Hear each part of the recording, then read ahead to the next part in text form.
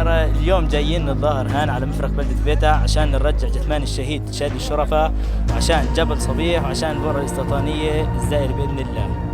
احنا طبعا راح نظل مستمرين في هذا النضال وهي المظاهرات لآخر نفس فينا، ومش راح نتراجع. كل يوم يزيد إصرارنا أكثر، كل يوم أكثر لآخر نفس فينا. طبعا احنا مش راح نتراجع.